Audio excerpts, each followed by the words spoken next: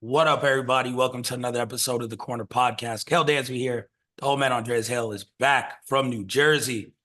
The happiest place on earth? Maybe, maybe not. I don't know.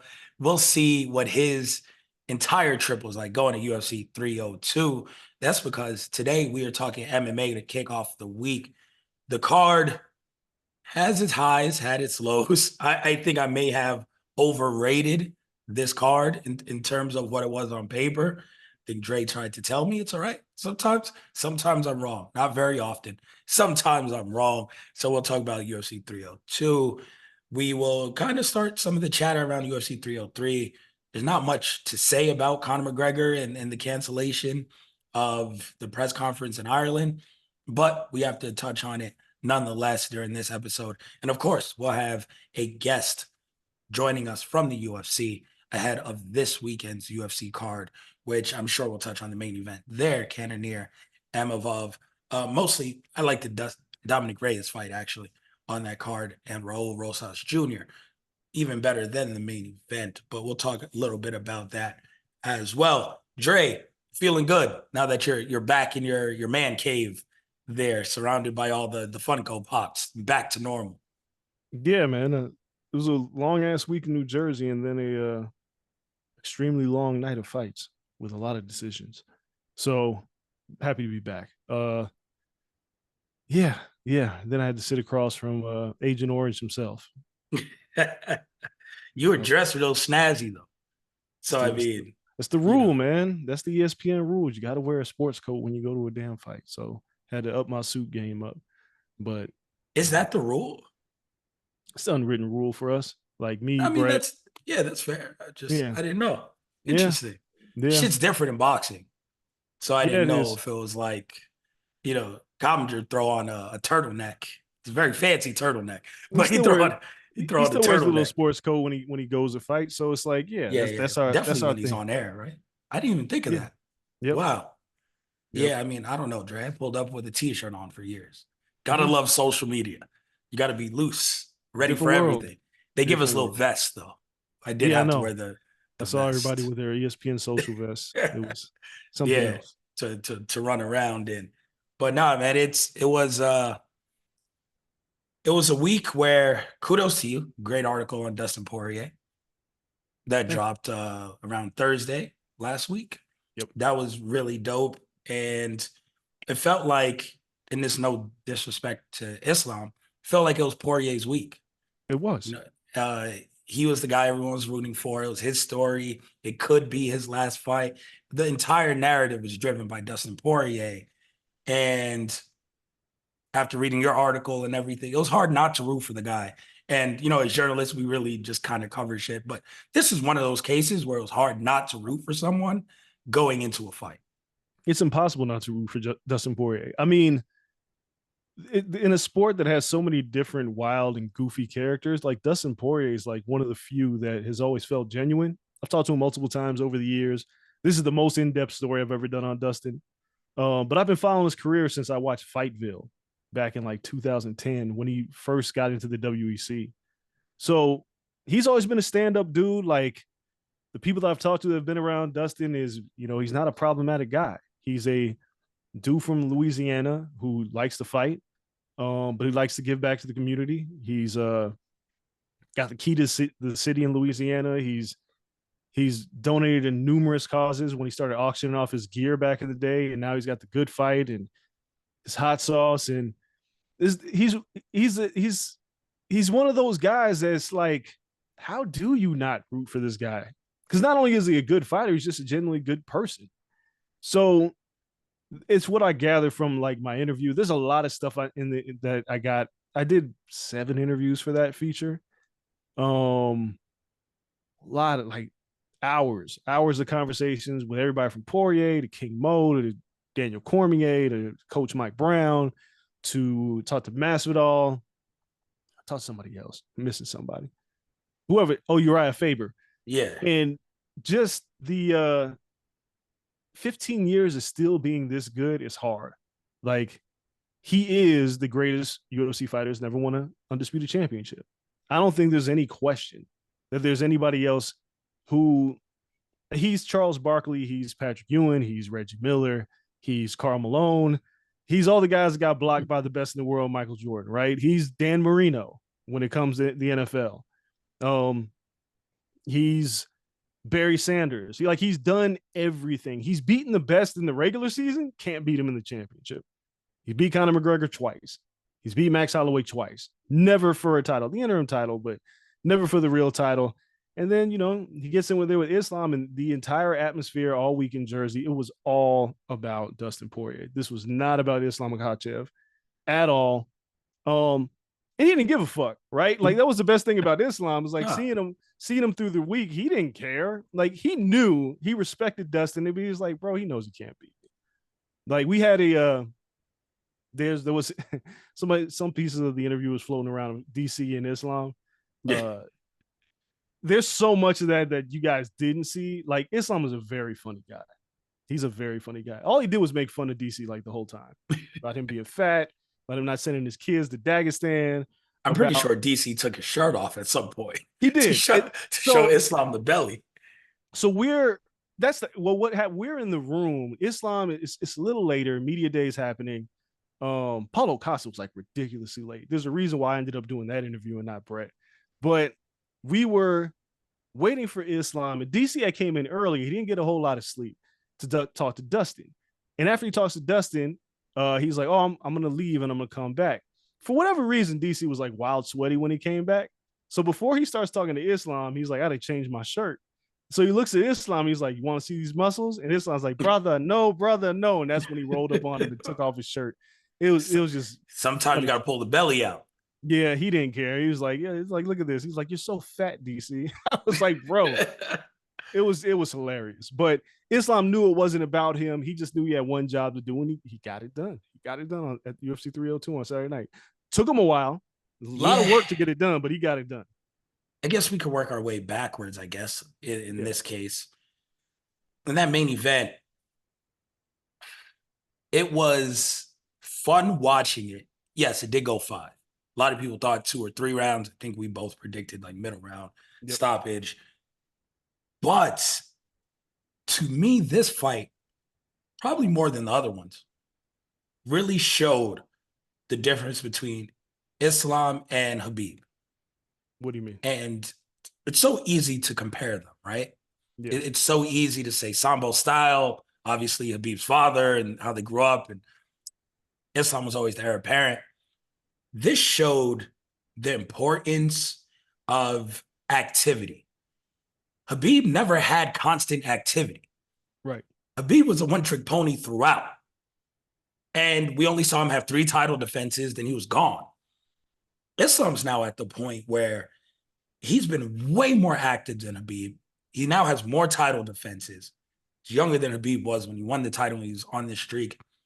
And this fight showed what Khabib probably could have been had he been active and fought all those people when he was supposed to, whether it was his injuries or Tony Ferguson freak injury, whatever it may be. Because Islam, even to this dismay of Khabib a lot of times during this fight, was like, I'm going to stand and trade. And Khabib was like, just take him down. And Islam was like, no. And Islam outstruck Dustin in all but 1 round. Yep. And Dustin hit him with a clean counter left down the pipe once. Boom. Islam just ate it, readjusted, got back in there. But the head movement, the ability to roll with the punches even when they did land, his jab, Islam's jab was piston sharp. And that's what Dustin's known for. Even the wrestling, the takedowns, where Dustin clearly prepared so much for takedown defense, especially against the cage. Islam was able to drag him down Sambo style in the first round. But after that, Dustin did pretty well with his back up against the cage, which is really tough. That is their trademark, to the point where the last takedown, Islam shoots in the middle of the octagon. Dustin stuffs it. And this is something we never had to see from Khabib, where Islam's like, I'm not just a Sambo wrestler. Did a fucking ankle pick, which is usually used by jiu-jitsu guys to just trick and get people on the ground and into scrambles, where there's no way Dustin prepared for that. And there's that clip ESPN MMA posted after, and Dustin's talking to his coach in the hallway, He's like, fuck, he just ankle picked me. And he like does the thing. And he's like, who knew that was coming? And Islam's bag is so much more developed than Habib's ever was. The head kick KO before this, in the previous fight, the striking in this fight, the leg kicks every now and then because they were lefty on lefty. And then again, that ankle pick, and then the finishing transition where Dustin was so scared of getting finished by the guillotine that Islam went for the guillotine real quick. Dustin put both his arms up, like, nope, I'm not going to capture my own shit. And then Islam was like, got you, Darce choke. So it's one of like that cat and mouse. He's gotten to the point where he's fought so much more. He's developed past even where Habib could see him developing. And it's interesting to watch now because Habib is like, just stick to the plan, stick to what we do. And Islam's like, I'm beyond whatever you can even comprehend. I'm as good of a striker as one of the best strikers this division's ever seen. Oh, and I got all this other shit. It was beautiful to watch. I'm glad it went 5 rounds because we saw everything Islam could do.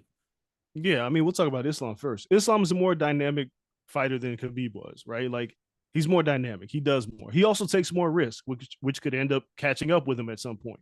Like, he standing and trading, like he takes more risks. Habib goes straight for the game plan, neutralizes your strengths, and capitalizes on your weaknesses. That's Habib's whole thing. Islam he's a little bit more creative. So, for one, this was the most resilient version of Dustin Poirier I've ever seen. Like, he got taken down like 30 seconds into the fight. Like, Islam was on his back, body triangle, fishing for a rear naked for almost 4 minutes out of that round. And Dustin that fought Habib would have already been choked out. He survived that. Yeah. He shrugged off takedown attempts, and Islam just got creative. It was single leg. It was single leg. Like, he muscled him down in the second round. He went for a single leg crotch. He was going to crotch drop him, and Dustin like held firm in the cage, and then Islam just shifted his weight and just slammed him face first in the mat. There was so many things that Islam did that I can give Dustin all the credit in the world for not going out earlier, but we saw that ain't no just one trick to Islam's game. Yeah. Like, that ankle pick takedown was not only a jiu-jitsu move, it's a judo move. Like, the swinging of the leg is a judo move. And it was probably one of the most brilliant ways, because he was like, yo, I can't, what else am I going to do to take this guy down? Yep. All right, let me try this. And Dustin wasn't ready for that. There was nothing he could do. Obviously, he had to go for broke in that round. One judge had a 2-2, which I still think is a little crazy. But there was some kooky judging all night, Sean Strickland fight. Yeah. But I think Islam I don't know if anybody can beat this guy. And right now, like, obviously Amran Sarukian is supposed to be next. And Islam's talking about going to welterweight to fight the winner of Leon and Bilal. Yeah. The UFC's probably going to make him fight Arman Sarukian next. Probably not going to let him move up. And Islam, for better or worse, he was just like, if that's what they want me to do, I'll fight him. But if you're asking me what I want to do, I want to fight for the welterweight title. He wants to be the best in the world. And there's a scenario where he passes Habib, if he hasn't already. He's already got the longest winning streak. He's now already, the most title defenses in this division is 4. And that was like BJ Penn. So he's tied it. Yeah. So he's already there, right? And I would argue that Islam's wins are already better than Habib's. Like, I think so. He's beaten Volk twice, and you can say what you want about him being a blown up lightweight, but he was the best pound for pound fighter in the world. Beat him twice, knocked him out the second time, and we can't forget he beat Charles Oliveira pretty handily, right? Yeah. So it's like, he's never really had a hard time in a fight. This was his toughest fight. I know people look at the Sarukian fight because Sarukian won a round on short notice, but this was his toughest fight because he was like, I can't finish this fucking guy. He won't go away. And he had to battle through the cut, which was a dope ass elbow. That was like, Dustin was so well prepared for this fight. He was just dealing with Michael Jordan on this night. Like, the guy was not going to lose. It sounds like, you're not going to beat me. Yeah.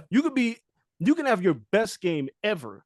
I'm still better than you. And before we start talking about Dustin, I want to shift to Dana's comments at the post-fight presser. saying that as long as John Jones is here, he's the number one pound for pound fighter in the world. I disagree with Dana. I thought of you immediately, and I knew you would. And because the problem is pound for pound and all-time great are two different conversations. The all-time great is John Jones. Like, he is the guy. He is the best fighter I've ever seen. But Islam's way more active than John Jones has been over the past 4 to 5 years. Like, John beat Cyril Gane for the heavyweight championship, and he's going to fight Stipe Miocic. Neither of those guys are remotely close to Charles Oliveira, Dustin Poirier, and Alexander Volkanovski twice. No. Neither of them. And I don't care. Like, John has to beat Tom Aspinall for me to really have this conversation right now about best pound for pound. Best fighter on the planet is John Jones. The best right now is Islam Makhachev. To me, there's no question. Like, what he did on Saturday night, and I've heard some people say, well, it was really difficult for him. Dude, Dustin's really good. Yeah. Let's not act like Dustin's not good. Dustin is really good, and he knew, like, this is my last chance. He tried everything to stay in that fight. Islam's just better. So Dana needs to get it right when it comes to pound for pound, because it isn't all time. It's right now. And John ain't fighting. John's not fighting. It's always the argument, do you move people down due to inactivity, or do you only move them down when they lose? And I think that's what Dana's looking at. Like, the guy's never lost. So if theoretically he's always been number one, there's no reason to ever knock him off of number one. But that level of inactivity, because sometimes I'm like, Terrence Crawford. Yeah. He is relatively inactive. But I can keep him at number one. I really could, because it's not overly inactive. It's once a year, twice a year, once a year. He's fighting 3 times within 2 years. John's fought twice in 3 years. Right. And then, like, maybe not 4. At all before that. Like, maybe these hiatus are long. They're like, the idea, and I get what Dana's saying, like, yo, he took this long ass break and he's still mollywopping people. I get that. The problem is, though, is like what we're tending to forget, and this is what I've said about John before, whether he was not as enthusiastic about defending the lightweight title, whatever it was, his last few fights at light heavyweight weren't his best performances, right? To a lot of people, he lost to Dominic Reyes. Yes, he won, but that was way harder than anybody thought it would be. Like, you look at the Anthony Smith fight, like, you look at those fights, that wasn't the John that was mauling Lyoto Machida, Vitor Belfort. Like, he wasn't that guy. So Islam is beating the best in the world. John's fighting guys who are de facto number one contenders in the light heavyweight division and beating them. But when you got a guy like Islam that's just cleaning fools out, you got to give up that number one spot. He is inactive. If John fighting Stipe will do nothing for anybody. Like, no, we are in 2024, right? Yeah. So John we're in June of 2024. He's had one fight in the past 4 calendar years. Yes. So Cyril Gane, March 4th, 2023 is his only fight in the past 4 years. Before then was February 8th, 2020, Dominic Reyes. Yeah, right before the pandemic. Wild. Yeah, that was the last fight before the pandemic. No, the last fight before the pandemic was Kamaru and Woodley, I believe, because I was there. Oh, interesting. I think it was Kamaru and Woodley. I think. But it was a title fight. No? Yeah, it'd be UFC 248. I could find it for you. But it's one of those things where that's a long-ass time ago. It was Israel Adesanya versus Yoel Romero. Ah, there you go. March 7th, 2020. Weili Zhang versus Joanna and Jacek was the fight that stole that card. Yeah. So, but yeah, I was giving him way too much credit. 2 fights in 3 years is way too much credit. 1 fight in the past 4 years. And then that was his only fight of 2020. So he has 2 since this time in 2019. 2 fights in 5 years. No one keeps pound for pound with 2 fights in 5 years. No, nobody. You can't. You can. He's too inactive. And so he's what a waste of talent. Like, of his career, though. 2 fights in 5 years is criminal. I mean, it is, but it's John. Like he would have fought in November if he didn't tear his pec, right? But John's just between his transgressions outside of the octagon and his bouts of inactivity and maybe not being inspired, he hasn't been as busy. He will still be recognized as the greatest mixed martial artist of all time. Like Yes. it's going to take a lot to dethrone that man because peak John Jones he beat you at your own game. He's like, oh, you want to grapple? I'll grapple. You want to strike? We'll strike. He was the best in the world. He'll no matter what he does, even John sits there and argues about this on Twitter, which I think is stupid. It's like, listen, you're the greatest of all time. You're not the best right now. And if you fight Stipe, nobody cares. So Islam is the man. Islam is the best fighter in the world. And I don't even think it's close anymore. I've seen some people say, what about Leon Edwards? Nope. No. Nope, not right now. Not right now. Like Islam Makhachev. Leon's still kind of fresh. Like I understand like the winning streak before the title fight. I get it. But it wasn't like the names weren't that crazy. I mean, the thing about Leon is, yes, of course he's fighting Bilal Muhammad, but he was losing every second of the fight with Kamaru until he landed that head kick. Head kick dead. Like every second of that fight, he was losing.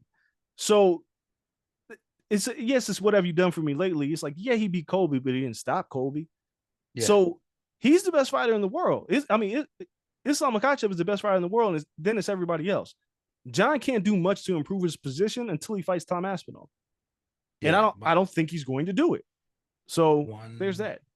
1, 2, and not to knock Leon too crazy, but he has 3 finishes since 2016. Yeah, he's not a big finisher. Like, he's a great fighter. It's like 8 years. The man has 3 finishes. He's a great fighter. He doesn't have enough finishes, and it's going to be hard unless he just goes out there and just destroys Bilal Muhammad. Like, you can't really move him up either. There's nowhere for him to go right now. Leon's really good, but he's going to have to start finishing people or just dominating bell to bell. Like, he's just going to have to dominate fights. But Islam is like, it is the difference. Like when Roy Jones was champion in boxing and he was the number 1 pound for pound fighter in the world, it was like Roy and everybody else. And it was Floyd and everybody else. That's where we're at with Islam Makhachev. It's Islam and everybody else. But there's a fresh batch of new challengers waiting for him. Yeah, it'll be fun. Look, we had this debate at ESPN and we ran our divisional rankings like right before this. And Brett thinks the bantamweight division is the best in the UFC. And I think Jeff thought the featherweight. And I was like, no, it's the lightweight division. And like we had to vote and lightweight won. But it's very simple for me. The best fighter in the world is in the lightweight division. The greatest UFC fighter to not win a championship is in the lightweight division. The BMF champion was in the lightweight division. Yeah. There have been more pound for pound fighters from the lightweight division than any other division in the UFC. Charles Oliveira, Justin Gaethje, Dustin Poirier. If you want to count Conor, you can put him there too. Obviously, Islam. Arman Sarukian's on his way up. Conor's a welterweight. Whatever he thinks he is. Mateusz Gamrot, like you look at that division, and he like on any given night, those are the best fighters in the world, and Islam tops that list. Yeah. Sean O'Malley is not Islam Makhachev. And Ilia Topuria just knocked off Volkanovski, but if you look further down featherweight, like I think Mateusz Gamrot is like 7, right? Like in Poirier, Gaethje, if Max Holloway decides to stay at lightweight, come on, man, it's the best division in the UFC, and it's Makhachev, Sarukian, Oliveira, Gaethje, Poirier, top 5. Dariush, Gamrot, Fiziev, yes, Hooker, Jalen Turner. Like you got guys that are not only have been ranked pound for pound, you have guys right now that you would put them on your all violence team. Fiziev, Gaethje. Like these are Dan Hooker. These are some of the most violent fighters in the UFC. I like Bobby Green. I like featherweight a lot though. I like featherweight too, but Topuria he's not Ilya. He's not Islam up top. 15 fights, undefeated. That's great. Beating Volk, but Volk had just come off a tough knockout loss to Islam. And it's just, Ilya, Volk, Max Holloway is still ranked there, which helps a ton. Brian Ortega, Yair Rodriguez. But then you got Josh Emmett, Arnold Allen, Aljo. From top to bottom, like your top, wherever Islam lives is the best division in the UFC, because everybody else, if Islam wasn't there, Oliveira be champion. If Oliveira wasn't there, Dustin Poirier would probably be champion, or Justin Gaethje would probably be champion. And these guys are all pound for pound fighters. They've all been there. Featherweight is close. Bantamweight, O'Malley is a budding star, but come on, man. Like, I can't compare Cheeto Vera to Dustin Poirier. Nah. And then, I mean, Merab is a really good number one contender. He is. But even Merab has 4 losses. Yeah, like, right. I'm just like right now, what Islam Makhachev has to deal with at lightweight. Because all Justin Gaethje has to do is win a fight, and he's right back in there. That's all he's got to do. If Max Holloway decides, maybe I'll just go stay at lightweight, which he can, he knocked out Justin Gaethje. Yeah. Like, the all-time greatest featherweight is fighting at lightweight. If, again, Gamrot, who was drilling with Justin Gaethje, with Dustin Poirier. Mateusz Gamrot is the one responsible for Poirier's takedown defense on Saturday night. Gamrot, he's huge. Like, I was standing there with him. He's a giant. He's huge. Fiziev is a guy who can knock off anybody's block in any given night, right? Benoit Saint-Denis is a lightweight who lost to Dustin Poirier. Yeah. I can't see Benoit Saint-Denis and Justin Gaethje is a fight to make. Oh, he's going to bounce back. Oh, yeah. This is a loaded ass. It's the best. And the reason why I'm bringing that up is Islam is only going to improve his standing as one of the best in the world because he's got to fight the most difficult opponents over the next couple of years. Sarukian's next. If Holloway wants to fight, maybe he's next. Gaethje gets a win, maybe he's next. Gamrot, you run down this list of fighters. This is the best division in MMA, not just the UFC, in any organization. Yeah, sooner or later, they got to let Islam try his hand at 170.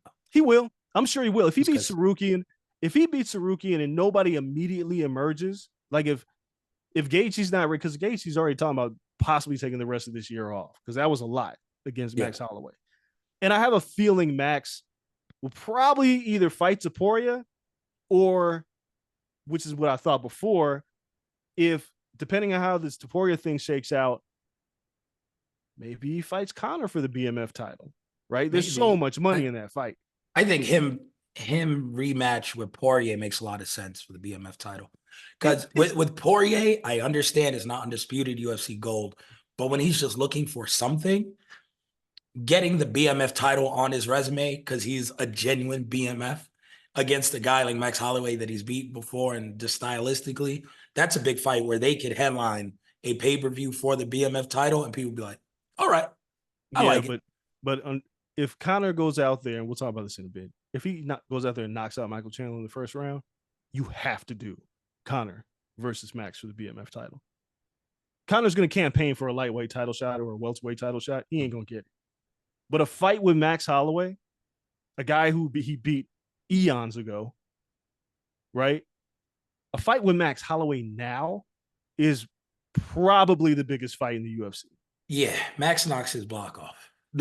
He probably does. But in terms of the build, in terms of the history for the BMF title, it's a fake title, but Max is epitomizing this thing right now. In terms of their history, in terms of how beloved, like Max coming off of the Gaethje knockout to fight Conor. Like if Conor gets a highlight reel knockout against Chandler, I don't see a world where you don't book this fight. You put Conor in the octagon, you put Max in the octagon staring down Conor immediately. No, you know what? If he wins at 170 pounds, you know what's right there. It don't sell like the Holloway fight. Conor versus Leon anywhere over the pond sells a lot. It don't sell more than Holloway. It don't sell more than Max. Sells a lot. I promise you it doesn't sell more than Conor Max getting a title shot sells a shit ton. And now, Leon Edwards wants a red panty night. Do you think the UFC numbers, Leon doesn't move shit? No. Max Holloway is top 5 biggest stars in the UFC right now. It's just the title, sir. The title does everything. You think they don't treat the BMF title like the main title? It's not the UFC's first ever 3-division undisputed champion? No. Dre, you're lying to yourself. No. It's over not a BMF belt. It's not bigger than him fighting Max. It's not bigger than him versus Max. It's not. Conor becoming the first 3-division undisputed It's not. champion sells Fans bigger than don't give anyone. a no. It doesn't. Anyone. No, it doesn't. It's Leon Edwards. Leon Edwards don't sell shit. Leon Edwards' uncle from Jamaica could be holding that fucking title. It doesn't matter. Casual Conor fans going for that history. There's no casual fans when it comes to Conor. There isn't. Yes, there are. That's all there are with Conor McGregor. What are you talking about? But I'm telling you, what you would consider casual UFC fans, they all know Conor. So they're just fans of Conor. So you mean to tell me I mean to tell you, Stephen A. Smith is leading First Take with Conor and Conor and Leon Edwards talk if it means Conor is going to do something historic, even over a BMF title. Yes, it sells more. No, it doesn't. I promise you it wouldn't. There's no way in hell a fight with Leon Edwards. You can position it how you want. The fans love Max Holloway. Coming off of the Gaethje win and Conor versus Max for the BMF title, because that's a third title too. They can frame it that way. They could. They made up a title, bro. And they will. Yes. They will frame it that way. Not they could. They will frame it that way. And Max Holloway being a top 5 star in the UFC, like same. If for some reason Conor fought Sean O'Malley, you think that's bigger than him fighting Leon Edwards? Yeah, but Conor's also never had that title, so that helps. If Sean O'Malley moved up to fight, like I don't think fans care about 3 divisions as much as they care as who's the opponent is. I think, and my only argument is that Max Holloway is beloved by MMA fans. Oh, he's beloved by more than MMA fans. After what he did to Gaethje, he's beloved by more than MMA fans now. He's a little bit more than hardcore, right? But it's not to the point of even Sean O'Malley necessarily in crossover appeal. It's this isn't Tank versus Ryan, where you don't give a fuck about belts. It is Conor McGregor and why he's coming back. And if he has a position to get a third legitimate title, something no one has ever done, it would sell and be a better fight than a BMF title. That one is always going to be there. And 2, even though Max Holloway has it, I don't think the Max Holloway aspect moves the needle exponentially when it comes to bringing in a ton of casual coverage that outside of Conor, because they'll be there for Conor anyway. Oh, you are so wrong about this. Like, look, I think they're going to be there for Conor anyway. And Conor, it's really what Conor wants to talk up. And he'll talk up that third time. You book a Conor Leon fight. Yes, it's going to sell. There's no question it's going to sell. Yeah. But you can't tell me like a build towards an all action fight, because Conor versus Leon is not an all action fight, first and foremost. There is no pointing at the center of the octagon and let's do this. There ain't that moment in that fight. The idea of what Max brings to the table against Conor is appealing to anybody who watches combat sports, right? Like Jake Paul's fighting Mike Tyson, hopefully, and well, maybe not hopefully. Maybe. Yes. But it's going to break records because of the idea of what it is. Ain't no damn titles on the line. No. Like the UFC, yes, it'll be a big deal for him to possibly win a third title. He'll lose to Leon, by the way. But Leon is such a great sharpshooter. He'll pick Conor apart. He will. Conor will be too small. I'll give Conor a better shot than fighting Islam. But that's neither here nor there. Or Max Holloway, to be fair. Nobody has a shot beating Islam right now. Okay. So we can just throw that out the window. Better shot against Leon than Max. But that sounds weird. The idea of legitimizing a fate belt is like Conor versus Max for the bad motherfucker title. The graphic, the build, the promo, the world tour that they could do for that. Yeah. Everything they could do for that is going to be bigger than what Conor would, because it's just a Conor show against Leon. Leon's just a guy. He's just a guy with a belt. Still sells, but it sells in the back of Conor. Conor versus Max is a matchup because casual fans who have everybody in the world is now seeing Max, what he did to Justin Gaethje. Yeah, the knock. Yeah, everybody's seen that. The new logo, and if they haven't, you just got to run it. The new logo for the UFC should be Max pointing at the ground.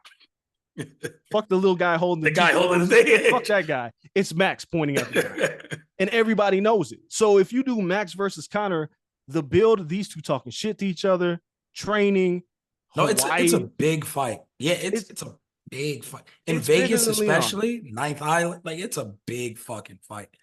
I just think to say that you'd book that over, because you don't know Yes. how many wins Conor has in him. You'd book that over a main Yes. legit title fight is Yes. bananas to me. What? Here's the other reason why Conor did shit to earn a welterweight title fight. Hey, you don't gotta earn shit in the I UFC right know, now. I know, but the idea like Conor hasn't fought really at one. Like, does he ever win at 170? Nate Yeah, Diaz, Nate. I was about to say, wait, fucking he has a one. fucking journeyman, right? No, Like he beat Cerrone at what? that 170? journeyman. Sure, I'm just naming wins. I'm Like not doing shit else, you but you fight naming wins, sir. you fight Michael Chandler, you beat a lightweight at It would 170 move him, pounds. I believe, to 3-3 at 170 pounds. Like That would be his it's record. 3-3. it's really hard to, if you're the UFC, like for a lot of people, a Holloway fight's more winnable than a fight Oh, with God, Leon no. Edwards. God, no. Yes. A Holloway fight is more winnable because Ryan Leon, Connor couldn't knock out Max Holloway. no, I agree. But my point Like, is, like Leon, the way Leon fights is a nightmare for Conor McGregor because Leon will take you down. yeah. Leon will stink you out. Max will stand and trade with you. He will. There's 100% chance he's going to stand and trade with you. Max is not taking Conor down. It is No, never going to happen in that fight. no. So if you're the UFC, that's a winnable fight. You put him in there with Leon Edwards, he's struggling because Leon is just, he's different. He ain't fun to watch, but he's really good at striking and he's a really good wrestler. He took Kamaru down. You think Leon's out here to try to win brownie points for standing and trading with Conor? No, he's taking No, straight to the ground. he's going to put his ass on his back as soon as the fight starts. So if I'm the UFC, like, unless Conor says this is my last fight ever and I want the third title, and the UFC's really like, fine, give him whatever he wants. Nah, man, I'm booking a BMF title fight against Max Holloway if it's available. If it's available. Let's talk about Dustin Poirier real quick. I'm trying to figure out if Poirier should retire. And the hard part about this is Poirier's literally done everything that you could possibly do, except win the Undisputed Championship. What we just saw in the Octagon at 302 tells us he's still got a lot more to give. He still probably beats everybody but Islam. Like, he may beat Max Holloway in a rematch, which is an incredible fight, right? Yeah. But if you're Dustin Poirier, the hard part about this is all he knows is fighting. He's been fighting since he was like in the 8th grade. He doesn't know anything else. Now, granted, he's started businesses, got charities and all this stuff. But Uriah put it to me. Uriah and DC both said the same thing to me in our interview. They both said it was like, it sounds good until you're sitting at home and like 4 weeks go by and you're like, what do I do? Like, people forgot Uriah retired and came back out of retirement and started winning fights again. Yeah. Because he was like, I don't know what to do. He was like, yeah, I'm going to go surfing. I'm going to do all this shit. He said he went surfing and he was like, well, now what? He didn't know what to do. DC had knocked out Stipe. DC said, he told me I should have retired when I knocked out Stipe. But he was like, I didn't know what else. Because when you win the championship, you feel like you're the best in the world. Nobody can beat you. And then you fucked around and lost twice. Now, Poirier lost. The challenge for me is, I don't know if he has another title run left in him. Meaning, how many fights he has to win to get another title fight? Yeah. And then would you even defend it? Like, you're really winning a belt to just vacate it and bounce? I don't know. Like, he keeps, like he said to me repeatedly in our interview, like, my fights need to be more than a fist fight now. And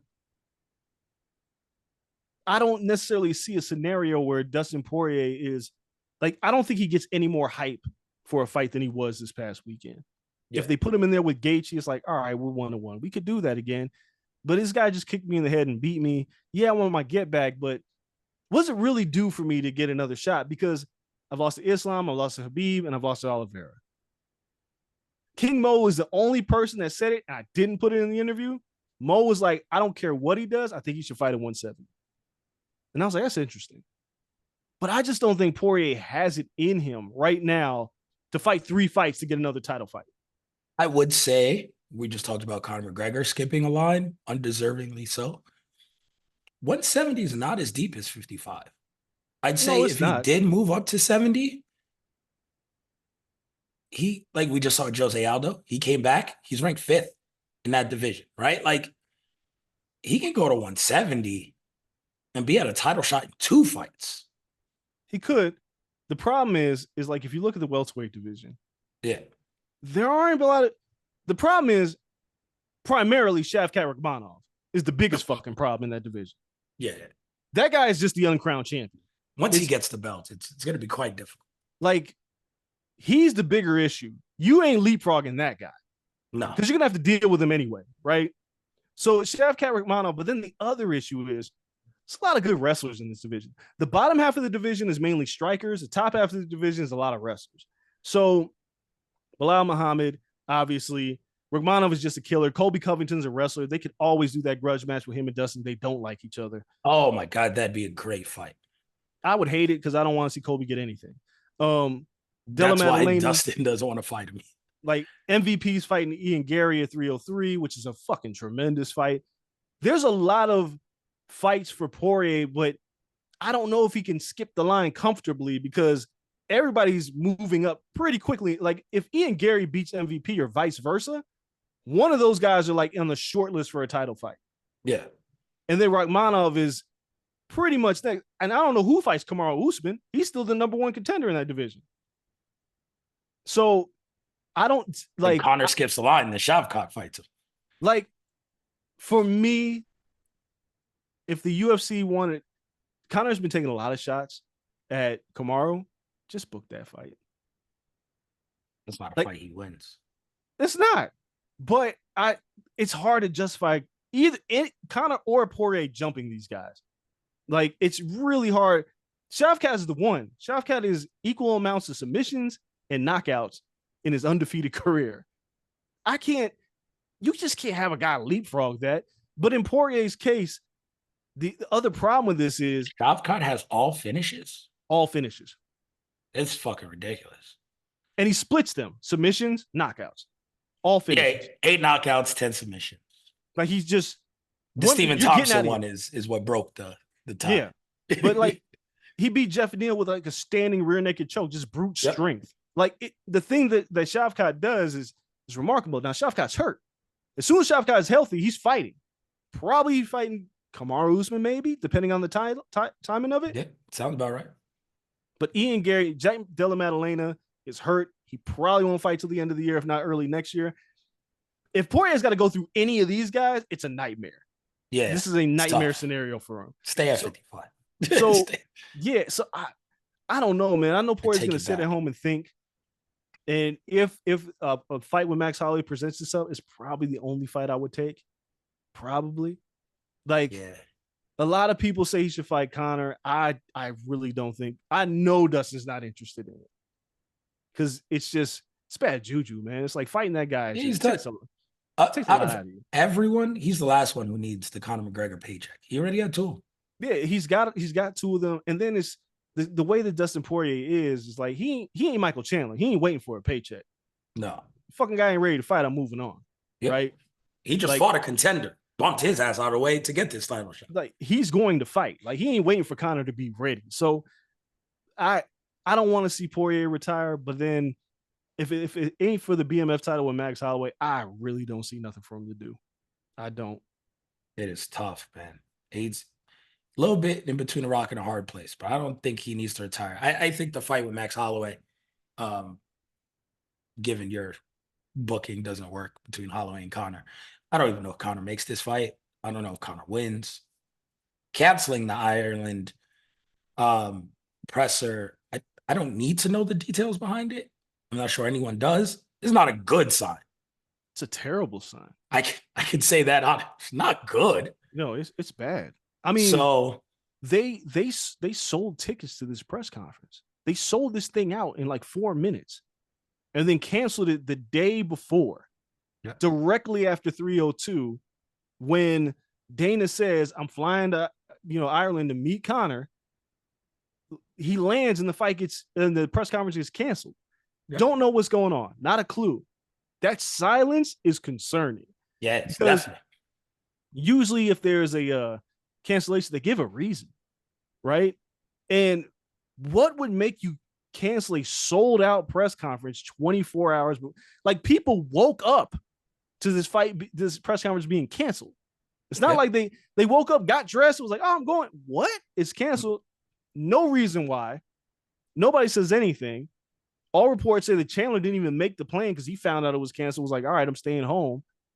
It just And makes me Conor wonder. just tweeted like, "Sorry, unforeseen circumstance."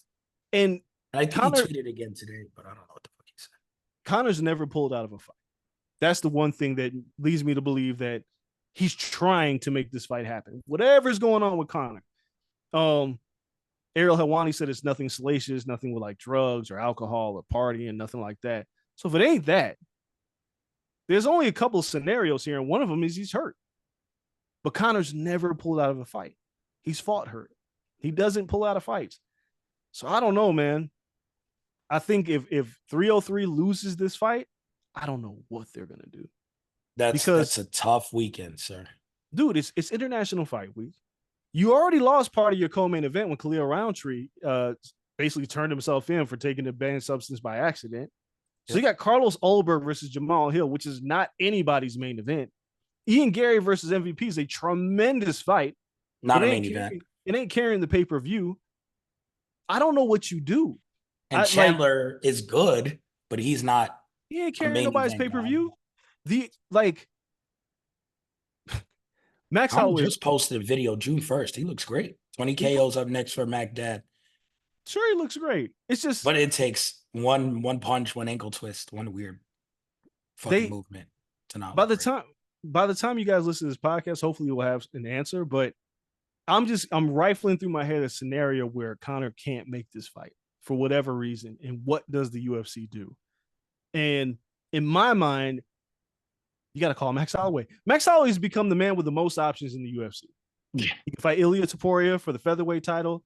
He can fight for the lightweight title. He can fight Conor. He could defend the BMF title against Chandler. Like, maybe that's the route you go, because I don't think you have enough time, and you can't really do it. You can't pull like Aspinall out of Manchester for this. No, fight. God, no. And he's the driving force for that. Yeah, and Leon, like Leon's headlining. So you can't pull either of them out of Manchester because that fight is built around two guys from that area. So you can't pull either of them to do 303. Potan was hanging out. Alex Pereira was hanging out. He wants to fight somebody. He said, I mean, they haven't, like his opponent's already fighting on the card. I just don't know who he fights. You can't give him an interim heavyweight title. Like, no, because so you're stuck. Like you're kind of screwed in this scenario because, like, you could do Alex Pereira versus, I don't even know, like, you could try for some like Ankalaev? Weird women's BMF title. That nobody cares, though. You can give Chandler a replacement opponent and someone to step in, but you have to add like a woman's BMF. Well, here's title. the problem. I don't know, Chandler ain't fighting nobody outside except of for Conor. He will wait. They will. The only way he'll fight Max for the BMF title is if they paying him like they would be paying him to fight Conor. They would be like, look, man, we know you want it. If you beat if you beat Max, you'll get the Conor fight anyway, right? Like if Conor's injury is that severe, because we don't even know, they could just push this back to the sphere, right? Like that's what could happen. We don't know. Like we have no idea. I'm just speculating. But if they told Chandler, here, we're going to pay you X amount of dollars, way over what you were going to get in the first place against anybody else, to fight Max Holloway for the BMF title. And if you win that, you fight Conor next, he'll do it. I think it's the only scenario. But anybody else, Michael Chandler, he's waited this long. He ain't fight nobody. Yeah, not fuck up my payday. Not at all. So yeah, it's tough. We'll see what comes of that. Just before we get out of here, then I just want to run through some of the other fights on the card. Sean Strickland beats Paulo Costa in one of the most boring fights I've seen until the last 10 seconds. Where Sean Strickland was like, fuck it, I'm gonna just go crazy. Paulo Costa was such an embarrassment on this night because he didn't know how to get around the jab. Like it was pretty obvious the way Strickland's forward pressure and keeping his guard up and like lifting his legs and teep kicks and all that shit. Paul didn't know how to go anywhere but square. So he was on his bicycle the whole fight. Awful, awful performance. Sean Strickland wants the title fight. He ain't gonna get it off of that performance. This was a nothing fight for both these guys, unfortunately. Strickland style, one, it's just really a Philly shell. But no one really understands how to get around this except Alex Pereira, who said, I'm just going to punch through it. Yeah. He was like, punched right through it. Right through it. Everybody else, though, bamboozled by the style. They have no idea what to do. Can't figure it out. Kevin Holland wins by submission. They broke the man's arm, and the man was still complaining. Still complaining. It's like, I heard it snap. I was going to snap it again. It's so he was tough as nails, but man, he drops Holland, leaves his arm out there, and Holland's like, I'm just going to break it off. Now, my bigger concern with this fight is Kevin Holland jumping out of the octagon and dapping up Trump, but I don't know what. Look, man, the moment got the best of him. Listen, black people, I love it wouldn't do. Would have happened to me. You got to stop, like, because if you're not Kevin Holland, he's trying to deport your ass. Cut it out. Like this Negro shook my hand. He's not one. He's not one of the good ones. Let's get him out of here. Yeah, like, that's fucking Kevin Holland. Anyway, Nico Price winning. All right.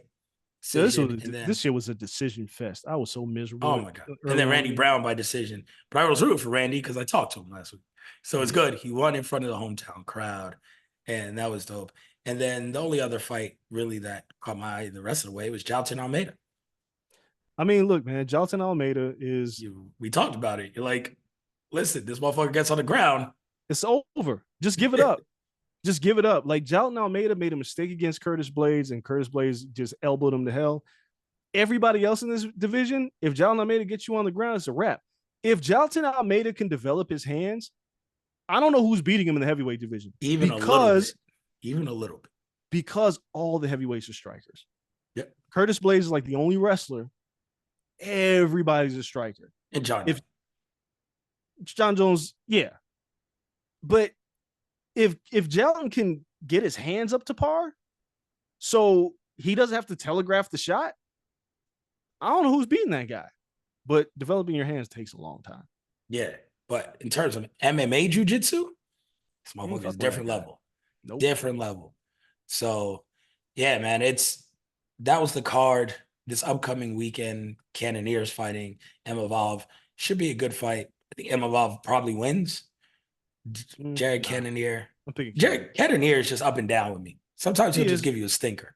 But Imavov is too. Like, they're both up and down. Imavov is like one with like a 1-0 contest in his last two fights. And Cannonier still's got a hammer. So if Imavov just decides to stand in the way, he's going to get put to sleep. Yeah, and then Dominic Reyes, just trying to be the old Dominic Reyes. If he loses this fight, hang it up. If he, you know what? If he loses this fight and he doesn't want to hang it up, do him versus Anthony Smith in a loser leaves town fight. Sure. Just setting people to Bellator. Nah, just send him into retirement. Anthony Smith is always going to have a job with the UFC. Anthony Smith is fine. But Dominic Reyes could probably go to Bellator, PFL, pick up a check. Sure. A check or two. But the man hasn't won since losing to John Jones. 2020. He hasn't won since then because lost to Jan. He didn't win. He didn't beat John, but for most of us, that was his last win. Yeah, lost to Yuri, lost to Ryan Spann. Just that one close decision robbed that man of everything. So that's it, man. That's wild. We'll see how that leads going forward. We appreciate all of you guys as always. If you guys aren't on Patreon, make sure you guys check us out. Patreon episode coming this week. Would have been today, but I think we're also recording boxing. If not, it would have been on the same one because we got to talk about the WNBA, Caitlin Clark, all that shit going on. Yep. But that's a dope Patreon conversation, so we can talk how we want. So we appreciate you all, though. Follow us everywhere you guys do on social media. Like, subscribe wherever you guys listen.